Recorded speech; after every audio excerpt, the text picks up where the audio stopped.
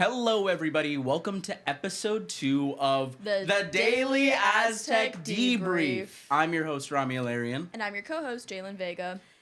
And if you didn't know it already, we love art here on the Daily Aztec Debrief. You know, it's been only 3 weeks since our inception, but ever since we've been really dedicated to the arts, and we've celebrated the arts, and we're here to celebrate the arts with the arts and culture editor, Felicity Desuasido.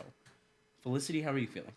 I'm feeling great. I'm very excited to be here in the studio with you guys today. Aww. It's super cool.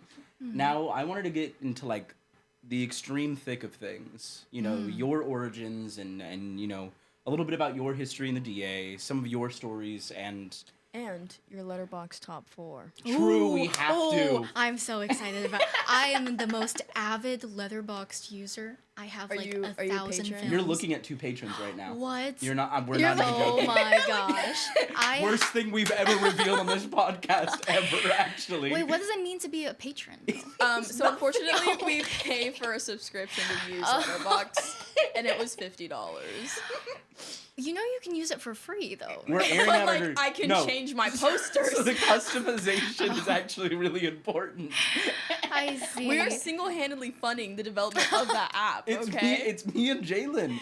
You're lucky we're alive. 'Cause now you get to use Letterboxd for free. I love Letterboxd. Because of us. Yeah. Oh, yes. Okay, so let's get your introduction. Introduction. Yeah, we're kind of closely intertwined with your first story, so that's what I wanted to start with. Yes, yeah. Talk a little bit about your first story, because I'm too giddy. My first story. Yeah, well, my first story was actually about Iota Ada Pi, the student improv comedy club here at SDSU. And then I remember coming to my first meeting and I was super scared. I don't know why, because there was no need to be scared. But I remember I was like, I'm leaving this meeting with a story. I am. And I was very determined. So I remember the arts and culture editors back then, their names were Sam and Natalie. And then this was in my sophomore year. So the 23 to 24 school year. But yes, it was September, I think, and they pitched that story about Iota Ada Pi, and I was like, I like funny people, and these guys sound funny, so I was like, why not? So I remember I knew a bunch of other people that were going to that show also, because in my freshman year, I lived in Maya. I lived on the visual performing arts floor. And then that floor has a lot of theater people and music and dance people. So basically, they were all going to the show because they heard about it too. So I was like, I'm probably already going to go. So why not write a story about it too? Yeah. So I pulled up to the show. It was at a house. It was a house show. I think it was at your house, right? It's at my house. Wow, we were intertwined before we even knew it, but yeah, it was a pretty cool show. I remember that. I watched it. I loved it. I thought it was super funny. And then after, I did the whole interview thing. I talked to the president of the club, who I think at that time her name was Brenda. Brenna, yeah. So she was dating the arts and cultures editor. Yeah, she was. Or she eventually did. Yeah. Conflict of interest. Interesting. Conflict of interest. Yeah, I did not know that until another, someone on the arts and culture team this year told me, they were dating, and then I was like, really? Because I did not know that. The presidents went from Brenna, who was a co-president with someone else, to me, who was a co-president with someone else, to Jaylynn, who was a co-president with someone else. Really? Oh, wait, are you president this year? Yeah, if you know Finley. Yes, Rauch. I do know Finley. He was in my dorm also. The 2 current presidents of Iota Ada Pi. Wow, yeah, no, he's a super cool dude. So you were the president of that last year. Yeah. Okay, wow. Oh my gosh, that's so funny. Yeah, I know you guys are having a lot of shows this year. We're trying to cover one of your house shows again. Oh, yeah. Yeah, We'll try to do something interesting. Yeah. We'll try to make something fun. Yeah, but yeah, that was my first story. I remember, I was so excited. It was looking back on it, I was like, oh, it was so cute. But I was so excited. After I got home, I started working on the story right away. I was not wasting any time. I got right to it. And then, yeah, I don't know. I was scared that when I submitted it to the section, that it would be torn apart, torn to shreds. Yeah. But it was actually not that bad. It was very nice. The editors were so great. And that's how my first piece came to be. That's so cool. Yeah, very proud of it. That's why this year maybe I'll cover one of your guys' shows, Yeah. and it'll be Please like do. a full circle moment. Yeah, Yeah. we literally have that linked in our link tree. It's true. Yeah. The story? article. Oh, yeah. man. And it was in our bio for a really long time, but then the Oh, my DA wrote gosh. another one about Yeah, us. there and is so another I one. have Yeah. both of them linked in the link tree. yeah. So appreciate it. Iota, the Pi, and the DA have always clearly been Yeah. intertwined. Closely associated. Mm-hmm. Well, do you remember what games we were doing? Now I'm just curious. Yes. It was water. It was the it was oxygen so deprivation. funny. Yes, the oxygen. Were you at that show too? No, I wasn't Oh, even on the okay. team yet. Oh, It was wow. a while ago. Yeah, it was like September 2023. But yeah, it was the oxygen deprivation, and then there would be people doing the scene, and then on the sidelines there would be people with their head in a bucket of water, so they couldn't hear anything, and they didn't know what scene was going on, and they just had to jump into the scene and try to figure out what was going on because they couldn't hear any of it because they Yeah. were underwater. Yeah. This Yeah, is what so that SDSU was really entertainment funny. looks like. Yeah. Yeah, guys. Yeah, I was like, wow. Peak use of free will right there. Yeah. But Well, it's all safe and consensual, guys. it's true. We do it. We do it on our own volition and our own accord. Yes. We want to drown ourselves because we want to Yeah. drown ourselves. Yeah. Oh yeah, and then there was that thing where you take a prompt from the audience, and it's like, oh, it's the one I call my baby blank, Yes. the way she blank, and then I remember you were always really good at those because like before I met you and before you were the podcast editor here at the Daily Aztec, I remember I went to a lot of the shows because I knew Finley and he was in the shows, and then I remember seeing you and I was like, wow, that guy is super funny. And then now thanks. our desks are right next to each other. It's at the true. Daily Full Aztec. circle. So full circle. Yeah. I Well, love we it. didn't just bring you on to gloat about us. We also Of course. brought you on to gloat about yourself. So what other stories are you kind of proud of that you've put out in the DA since? Other stories that I'm proud of. I did do a story shortly after that. It was in my sophomore year also, but it was about this play called Kagi Tengan that was showing in downtown San Diego. And the play was in October 2023, I think. And October is Filipino American History Month. Okay. So the play was basically about Filipino American war veterans in World War II and how, during that time, a lot of them were fighting for America. And then America promised them like certain war benefits, and then after the war a lot of those benefits never came through, so a lot of people were upset and disappointed, and so that's kind of what the play was about. So I wrote about that, and being Filipino American myself, it was like really interesting to write about that and to cover that side of like my own history, and it was just a really fun story to write. Another one of those stories that right after I saw it, I had to go home and write about it right away while it was fresh in my mind. I feel like that's like a pattern with a lot of my stories. Yeah. I'm just really excited about the whole thing. So when I'm done, like right when I get home, I'm already working at it on my computer.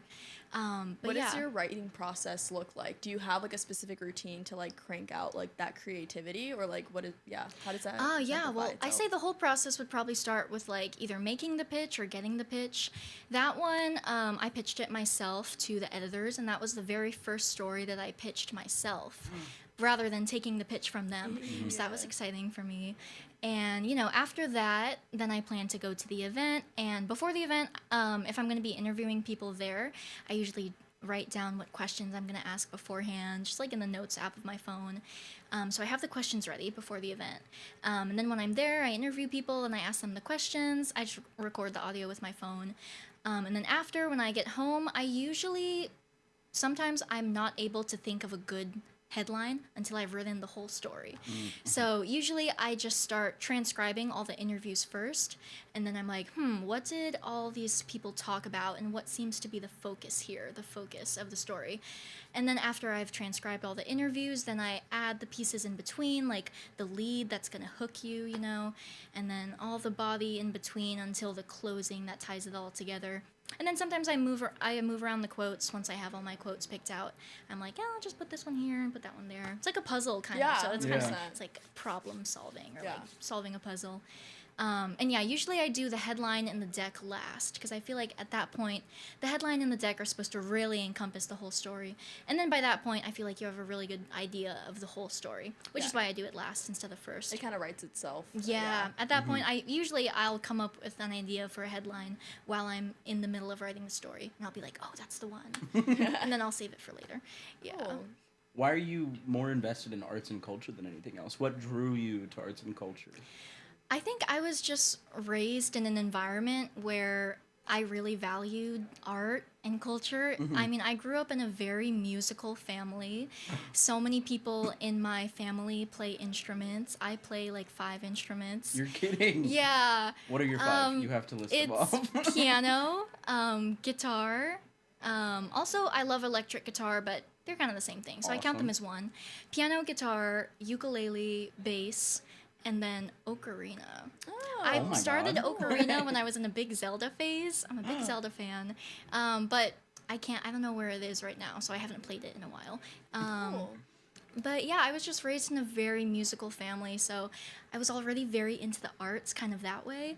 And then, also living in the visual performing arts floor in my freshman year, a lot of those people were in theater and dance, or they were singers. So I would always love going to their theater shows or going to their dance showcases or their singing showcases. So also just being surrounded by that environment, like right when I got here, like right off the bat, I was just like, wow, SDSU has such a vibrant culture, and there's just so many people here who are just so passionate about what they do and really good at it too. And then I just found that very inspiring to be surrounded by like so many people who are just so passionate and so talented. So that's probably what made me like so interested in arts and culture. Because it's just really interesting writing arts and culture stories. You get to immerse yourself in so many different communities, the theater community. I've been to a lot of a cappella shows here at SDSU. That's a very interesting environment as well. And there's just so many like little cosms of culture with all the student arts and culture organizations on campus. I love going to as much stuff as I can and just like, getting to watch all of that, take advantage of it while I'm here. I feel like we got a good entertainment scene. Like, if you want to do something, there's something every week. Yeah, San Diego. Not even every week, so every good for day. that. Yes. Every day there is something that you could find. And it's not just like a little, like, here's a movie playing downtown. No, like, it is a full-blown event that has, just like, even on this campus, thousands of people coming. Yeah. Like, it's ridiculous. There's always going to be a house show on Friday. Yeah. There's always gonna be 3. The house show culture is very big here, which is so cool because I love live music. Yeah. It's great. Always going to be a DJ sometime on the weekend. Yeah. Your friend's going to be DJing somewhere on campus every single weekend. Our theater program, I mean, we always have a production. Yeah. There's so many different clubs. There's 3, 4 working on sports some sort teams. of thing right now. There's a game every single day. Like, there is something for every single person. If you wanted to go somewhere and sit or stand and watch something, San Diego is the place for you, and you will be entertained. Yeah. So I feel like you probably have no problem like really pitching stories. How does it work from a difference from a reporting standpoint and being an editor standpoint? Oh, well, yeah, being an editor standpoint, from that standpoint, I'm definitely always looking for things happening on campus or just in San Diego. I feel like when I was just a staff reporter, just a staff writer, I was still looking for things that I could write about, but now, since I'm an editor, I have to pitch these things to my whole section, so, like, people are counting on me. So, I love to, like, look at the, like, campus postings boards on campus. There's one in Adams Humanities, and there's one outside Landon Hall also. But it's just where everyone posts like their posters about stuff going on. But also social media is a great place to look for that too. So yeah, I was definitely trying to pay attention to that thing before, but now I feel like I'm very wary of it. Like the second I hear something, my first thought is like, oh, that would make a good story. And if maybe that annoys people, I hope not. My friends are like, you say everything would be a good story. And I'm like, because it would be. Yeah, but you're right. Yeah. Story. They would say, oh, I'm going to this show. And I'd be like, that would be a good story. Write down notes for me. Write that down. Yeah. Well, what are your kind of goals for the section? My goals for the section. Well, one of the really big things that we're trying to do this year is have a really big shift towards the culture side of things. Of course, still covering arts just as much, but we want to cover culture just as much as arts as well. Yeah.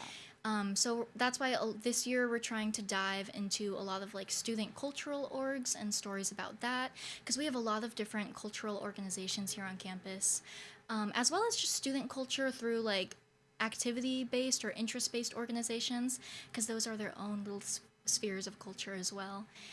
So we're trying to focus on both arts and culture really heavily this year. But also we're trying to make stories just deeper and more just easier for people to connect to. Yeah. Because, you know, we want people to feel something when they read our stories. You know, it is arts and culture.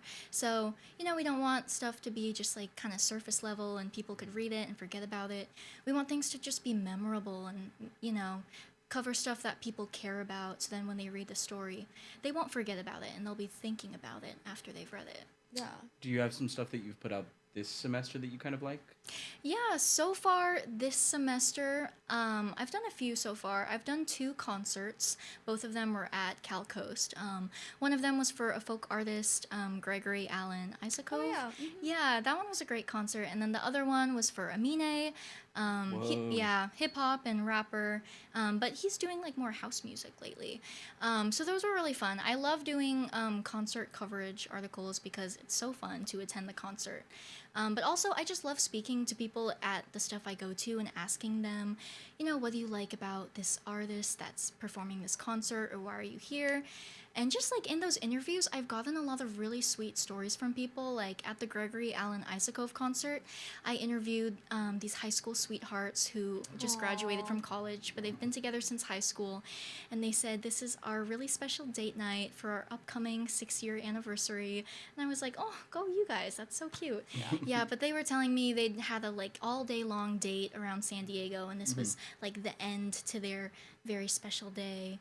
And, you know, they were talking about how both being like post-grad adults and, you know, they're working jobs and they're really busy and they don't get much time to themselves. So they came to the concert for like a special thing for themselves and to give themselves a chance to breathe, you know. So just like hearing stories like that, it's so nice to talk to people. It doesn't even feel like an interview sometimes. It just feels like conversation, just like talking to people there and, you know, making connections. So that's definitely a highlight of it, when you just get those really genuine stories from really genuine people. I love that. Definitely. You did one that that we were talking about even before the recording that you were kind of proud of, the paper one. Oh, yes. I haven't published it yet. I'm still working on it. Upcoming story. It's an upcoming story. Don't ruin it. But give a little teaser. If you could explain the focus of it in like 2 sentences. Yeah. What would you tell? 2 sentences. Audiences. The story is about the new Office spin-off called The Paper, which is about a newspaper that's kind of dying, but they're trying to revive themselves. And I had an opportunity to interview 3 of the cast members from the show. Wow. Yeah, this was my first like celebrity interview, so that was really cool. And I'm thinking for the story, I'm kind of going to go with an angle about how journalism is struggling right now, but it's also more important than ever right now. Yes. Wow. Yeah, 100%. and you know, the show represents a newspaper. So I kind of want to frame the story in the sense of like, you know, just like journalism, this is like a time when it's more important than ever. But there's a lot of factors that are just making things difficult for journalists. But yeah, it's definitely a very important profession. That's you know, so cool. I think we can all agree. Yeah. How did you get in contact with the cast members? I received an email at our arts and culture email, and it was someone from NBC Universal kind of offering it to us. Wow. And then I checked with, you know, all the editors-in-chief and my co-editor. And then after that, I was like, I definitely want to do this. So because I've watched the show before I even got that email. Okay. I was watching it with one of my roommates, and we both loved it so much. So then when I got that email, I was like, I'm definitely doing this. So I emailed back. I said, I would love to do this. This is my very enthusiastic RSVP. And I wasn't sure if it was going to be confirmed or not. It was still tentative at that point. But then she said, great, we can put you down for attending. I was like, oh, that was easy. So I was like, cool. Yeah, and then I just did that this morning. I sat down with the cast over Zoom. It was a Zoom interview. Oh, okay. Yeah, but it was like a collegiate newspaper roundtable. So it was me and a few other collegiate newspapers, and then we all took turns asking them questions. That was the first time I've kind of done something like that, so it was really exciting. Sweet. As we kind of wrap up, is there any more arts and culture knowledge you want to imbue on people? Like your Letterboxd top 4. Wait, yeah, should we get into it? Letterboxd top 4. We gotta share. I love this Jaylynn question. and I haven't shared on the podcast yet. This Do you already know it by heart? Yes, You don't know your top 4 by can heart? pull I out probably my could. phone Crazy. right No, but now. wait. That's crazy. I think if I'm thinking about my Letterboxd top 4, I want to look as a patron, by the way. Yes. As a patron. I want to be able to look at my customizable posters while I do it. Oh my goodness. All right. You guys and your customizable posters. Dish it out. Letterboxd top 4. Okay. So the first one is called The Secret Life of Walter Mitty. Have you guys Classic. watched? Oh, it's Yeah. so good. Starring not Ben seen Stiller. It's so good. It's about, he works at Time Magazine, and he was supposed to receive like a film. It's like a photo, but it's like in film for the final cover because the magazine is closing because they're merging with like another super big company, which I think ties into like the whole thing of like journalism struggling and independent journalism struggling. It reminded me of that. But he goes on this crazy journey around the world to find that missing photo because he needs it for the last cover of Time magazine. And it's kind of just about going out of your comfort zone because life is short and you only get one. And that's basically what Ben Stiller learns in that movie. And it's just shot really beautifully. It's very great job pitching that. I'm so intrigued now. I've never seen You it should before. watch I think you would like it. Yeah. You should Jaylynn. watch I think it. anyone would Yeah. probably find a lot of value It's in it. great cinematography, Yeah. great scoring. It's just beautiful. And then after that, Forrest Gump. Yes. I love Life is Forrest like a Gump. box of chocolate. You love a man Life on is like a box of chocolates. a spiritual Yeah, on a journey. Yes. journey. Man versus self. Yes. Oh, Forrest Gump is. Have you guys seen Forrest Gump? Yes. Oh, Yeah. you haven't? No. No. No. Oh my No. gosh, you have to watch I'm it. the worst, like, You film hate Man minor versus ever. Self. I'm so sorry. Oh, it's so good. It's good. It's a good movie for history nerds because it follows the journey of Forrest Gump through a ton of historical events.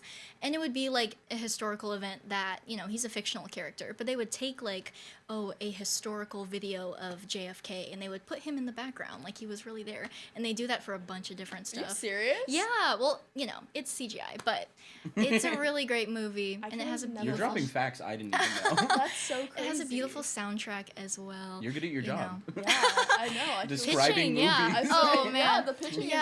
is great. I'm I like, love wait, it. I need to watch Forrest Gump. Yeah, that's like one day I'd Again. love to go into entertainment journalism and be one of those interviewers that interviews celebrities about their Will you wear movies. wigs? Do you Have wear you worn wigs? wigs? Yes, Then that's will you it. wear wigs? That That could is be an you. elite reference. That could be me. That could be me. I could be asking people if they wear wigs. Yeah. That's such a funny video. Oh my gosh. And then after Forrest Gump, it's just a really heartwarming movie. So I love that. After Forrest Gump, there's La La Land. Yeah, I that's on my top love 4. La La Land.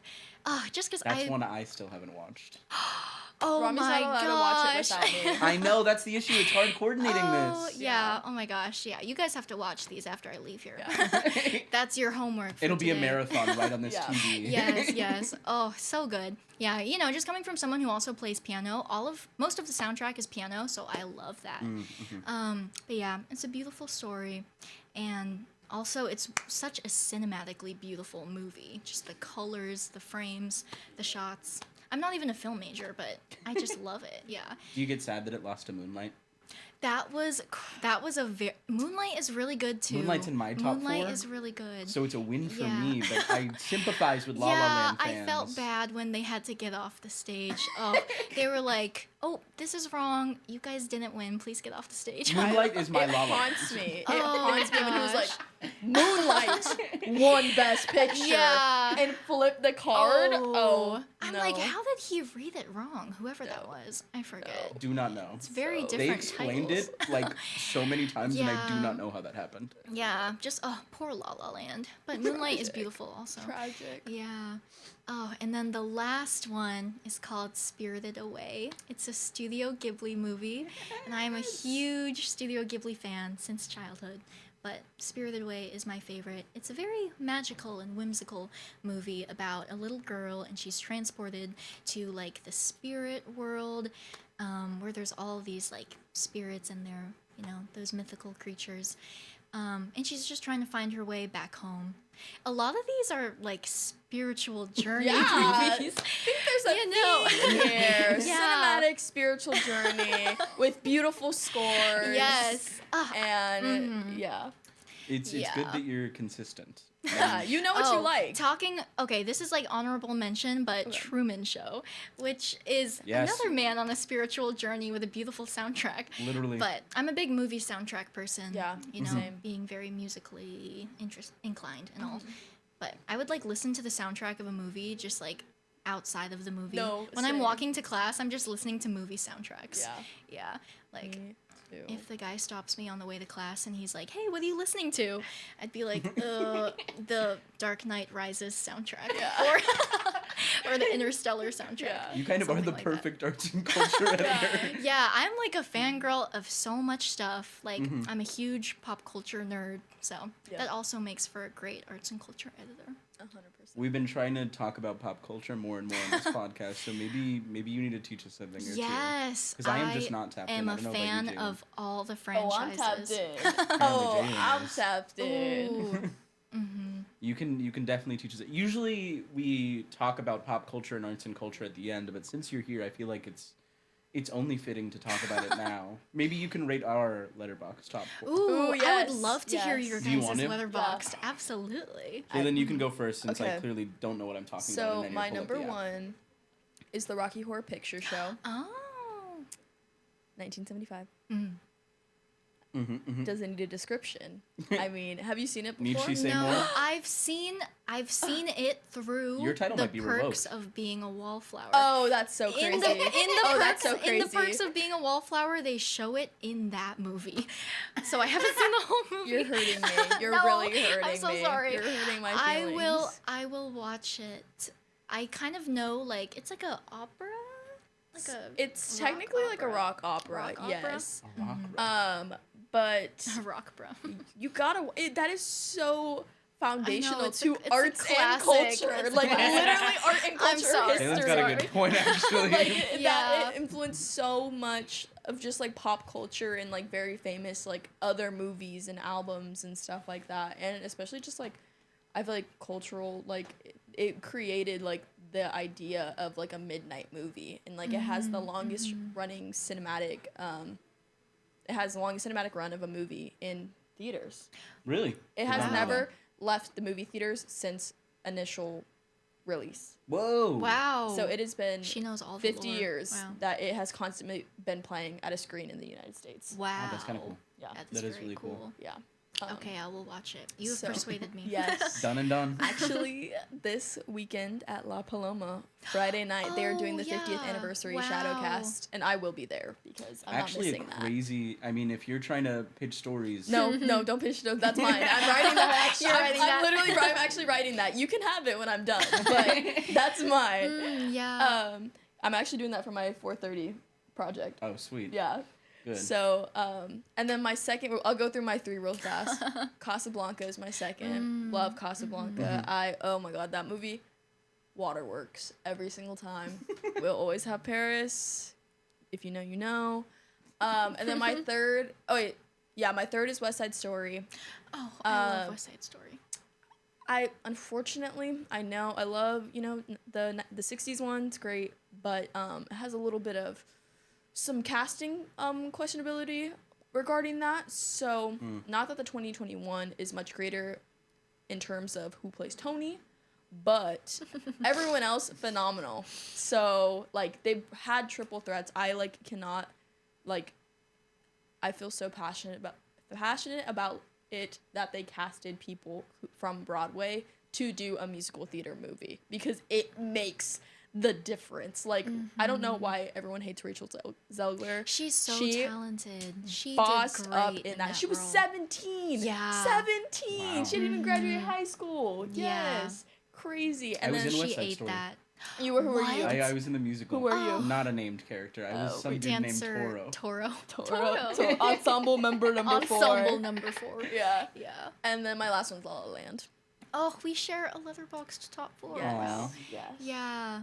Letterboxd top 4 twins. Twins. Yeah, I love La La Land. Okay, you want to hear mine now that I pulled it up and I can see my customizable Yes. posters? Yes, I do. My first one is Good Will Hunting. I love Good Will Hunting. Oh my If we're talking about gosh. man versus self, that kind of is yes. the movie. Oh, that's a beautiful movie. I have loved that movie for so long. Like, genuinely just about 10 years of my life have been dedicated to loving Good Will Hunting. It's so good. And I think it says a lot about masculinity and about your place in the world. And I love it, and I make everyone watch it. And Except me, I haven't seen it. we haven't watched our It's so favorite good. movies between the two of us. Oh my gosh. There will be a day. There will be a day. And I'm glad that you like it, because now I've been reassured that this Yes, is a good it's movie. great. You know, sometimes I don't know if you guys have this on your movies, but you know, with every watch, and this is a big overarching commentary on like film and art.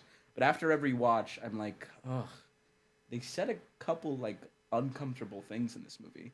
Like, it ages, like, and it's not even that. It doesn't seem like that old of a movie, but it kind of is. And like with every watch, I'm like, I don't remember saying them saying this offensive thing. Such a rough thing for me to love this movie and watch it back and back and back and be like, it's getting worse every time. Oh, I'm so sorry to hear that. It's kind of like terrible. I know, yeah, I know and it's and I look at Good Will Hunting on my top 4 sometimes and I'm like, it's beautiful and it warms my heart. I hope things don't change too much. I'm so sorry. It's okay.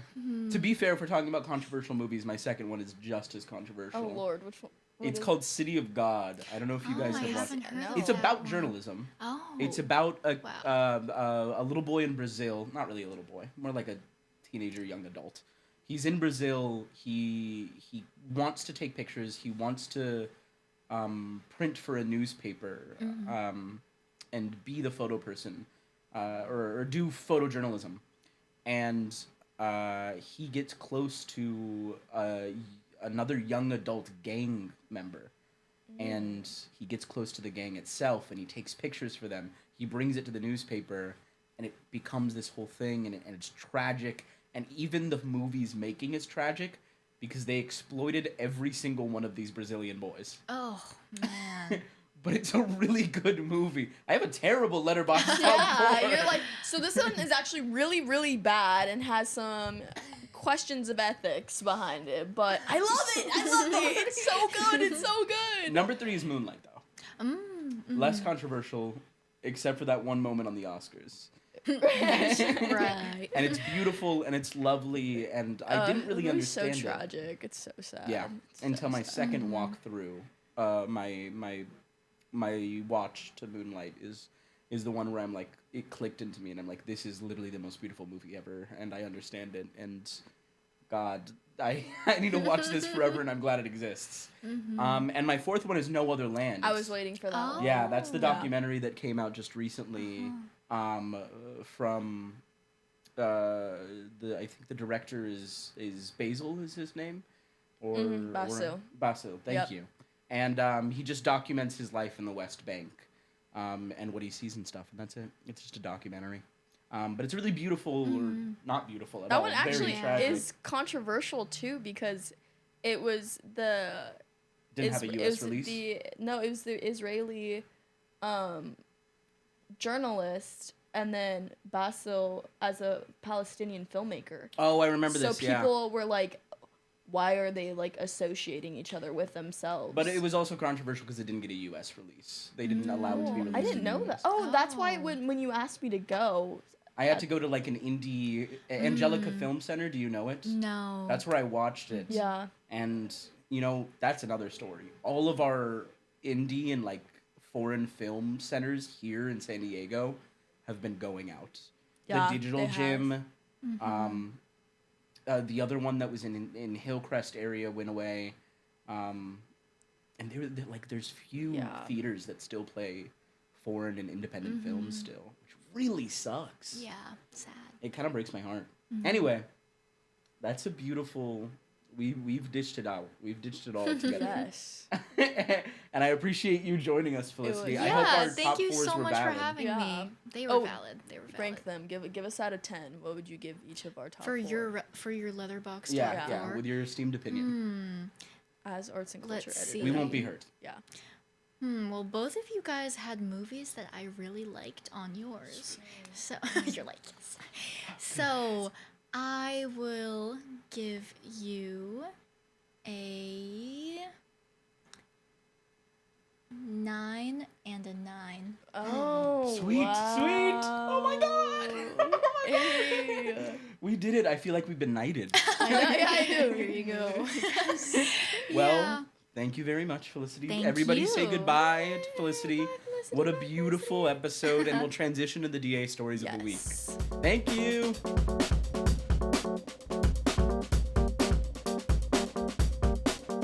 Well, everyone, Felicity is gone from the studio, and we're doing a little less arts and culture now, and we're going to get into the DA stories of the week.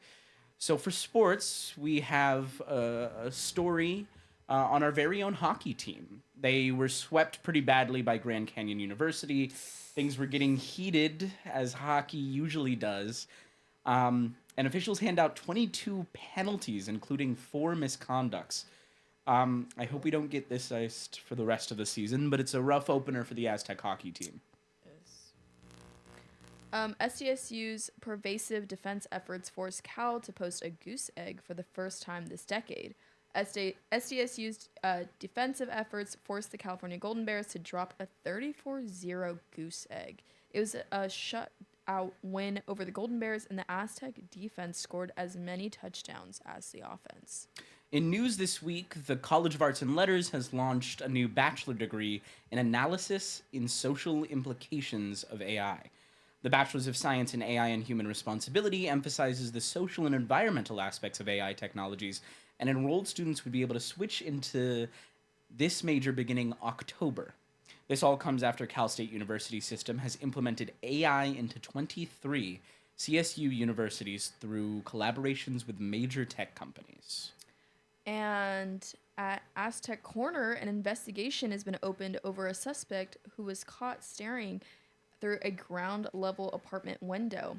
A male suspect was caught peering into the unit's bathroom window, and the suspect did not enter the building or inflict any loss of personal property, but the UPD's investigating is ongoing, and they await further information. Now, upcoming in the news, look out for these stories under the section. News will be putting out an update on SDSU enrollment, as well as an update on frat sanctions at SDSU. Now, looking into the opinion section, there's another installment of Old Man on Campus, titled 'Tis the Season. It's come out with author Ryan, who describes his experiences with back-to-school shopping as a 50-year-old 25 years ago. Describes his love of Target's preparedness of seasons and holidays, and talks about how he's grown up on it for more than 25 years. He's a huge Target fan. Interesting. Another one called Ditch the Phone, Grab a Pen is our very own opinion editor piece, and they write about the importance of putting down the cell phone once in a while and investigating in technology-free hobbies.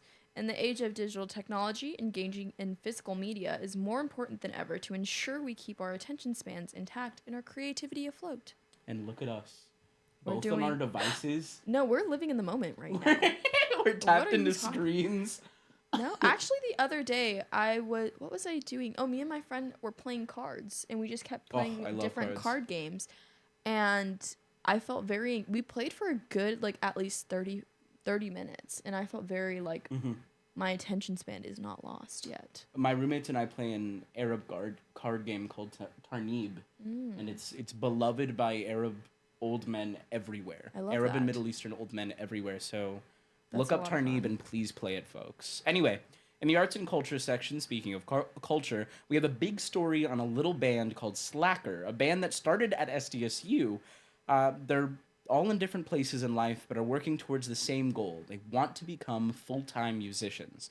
Sam Hockaday is the former arts and culture editor we were talking about earlier and is the drummer for the band. SDSU's brand new cafe club serves of coffee and community. It's a brand new student organization that invites students across San Diego to bond over more than just coffee. Students can find community over cafe-style drinks and shared creativity, and they hope to host specialty drink making workshops and pop-up cafe events where members can sell homemade goods. So if you're interested, the club's main focus is cafe hopping. Upcoming, we have a guide to exploring San Diego on the trolley and public transportation. We have someone covering the Leve concert next week. And of course, Felicity's story for the paper is coming out as well, in which she interviews the cast, which is very, very cool. Rami, do you want to take over with photo and multimedia? I'm ready. There's going to be a block party of hope that they're going to be talking about, or is already in. A little look into SDSU football player Xavier Hamlet, who led a community service event to those experiencing homesickness. They also did an intro into SDSU's women's soccer team. And the upcoming stories involve students' perspectives on upcoming UFC fights and student culture at Poway Rodeo. Now, we've done our fair share of arts and culture already, so thank you, dearly listeners. As always, we love you. We look forward to your eyes and ears, not next week and this week, and pre-recorded from the Landon Hall basement. This has been the Daily Aztec Debrief. Thank you. Bye-bye.